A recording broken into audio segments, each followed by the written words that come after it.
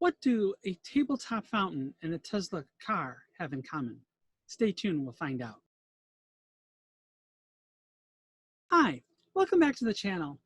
If you're new here, I'm Robin DeMarco, the online physics teacher, and my passion is to demystify physics and supercharge your learning experience. I started by looking at the similarities between a tabletop fountain and Tesla's electric car. At first glance, it's not exactly obvious that these two have things in common. Looking at the fountain, the water pours out of the top tier and then cascades down through the other little pools until it reaches the bottom. Now, what we don't see that's going on behind the scenes here is there's a pump that's moving the water from the bottom layer all the way back up to the top. And that's giving it potential energy. Now, if it's got potential energy, it's coming down, it's transferring into kinetic energy, and it also has the ability to do work. This will be important later. So now, let's go take a look at that Tesla. All right, in the Tesla, which is an electric car, we have a battery that is supplying the potential energy of the system.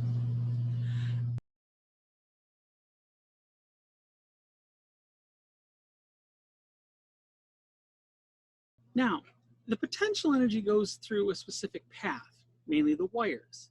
As it goes through this path, it ends up down to the motor, which is now going to be able to do work, and then goes through a closed path back to the battery. This gives us a closed loop. If you think about it, in a way, this is another similarity between our fountain and the Tesla. More importantly, what we have here is the basics of what's known as a simple circuit. A simple circuit has to have three pieces. First, you've got to have a potential difference. Second, you have to have a path. And third, you have to have a device.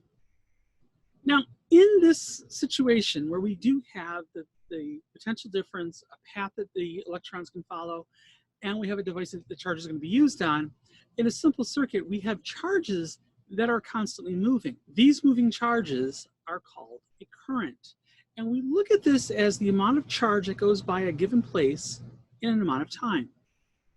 So we use I to represent the current. And we say that I is equal to the coulomb, or the charge, per unit time, Q over T. A coulomb per second is then our unit, which is also quite commonly known as an ampere. We use an A to represent that. Now, like the water in the fountain, the flowing electrons are able to do work. And in fact, they really need to do work. They have to have something to use them. And if we don't put that energy to use, it will create a very specific kind of circuit, one we don't want very often. It's called a short circuit. Now, this circuit does nothing, does no work at all, but it generates heat. And if you've ever taken a 9-volt battery and put a quarter on the top of it, with connecting the two terminals, you'll notice the quarter gets very hot. This is a sample of a short circuit. Now, I did say this is something we don't usually want. Are there exceptions to the rule? Yes. There are times where we are looking for a short circuit. Something that's not commonly used by a lot of people, but it does show up in some industries, is something called the hot wire saw. And what the saw is made out of, literally, is a piece of wire. And we create a short circuit by attaching the two ends of the wire to the charges.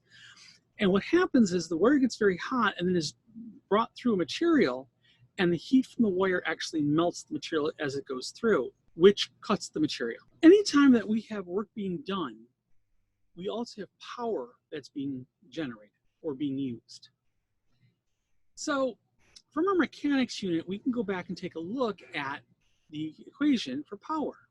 And we define power as work per unit time.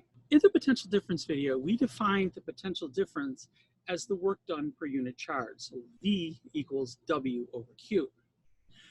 We're going to solve this equation out for work. So we have work equals V times Q. So the potential difference times the charge. Now we're going to take a look at the current equation, I equals Q over T. And we're going to solve this one now for T. So we get T is equal to Q over I. Substituting into the power equation yields the following. We get power is equal to work divided by time. which is VQ over Q over I. Now remember, when we divide with a fraction, we take the reciprocal and multiply. So when I multiply, I have VQ times I over Q. The Q's are going to cancel out, leaves me with VI. So we've shown that power is the product of the potential difference and the current. So let's take a look at an example. A 6.0 volt battery delivers a 0.50 amp current to an electric motor that is connected across its terminals. Part A is to find out how much power is used by the motor. Part B is how much electric energy is delivered in 5 minutes. So here's our solution. For part A, we're looking for the power used. So it's going to be power is equal to V times I. Potential difference times the current. In this case, the battery delivers the potential difference, 6 volts. The current, 0.5 amps. We're just going to multiply those two together, and we get that it's 3.0 joules per second, which is also known as a watt, 3.0 watts.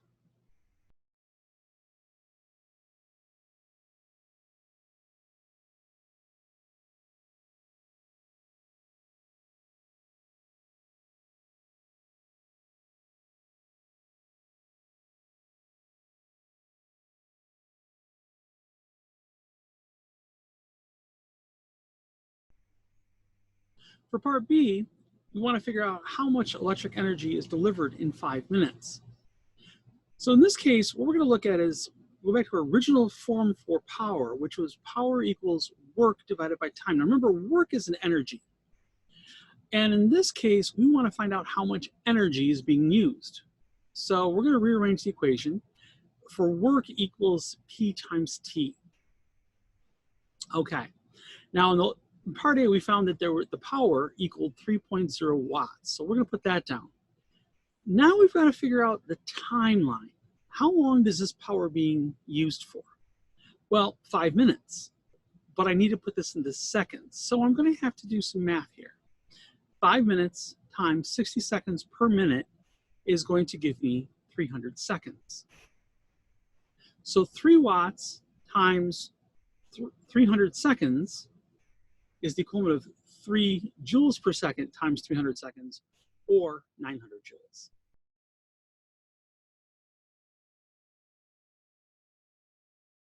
I hope you enjoyed this video.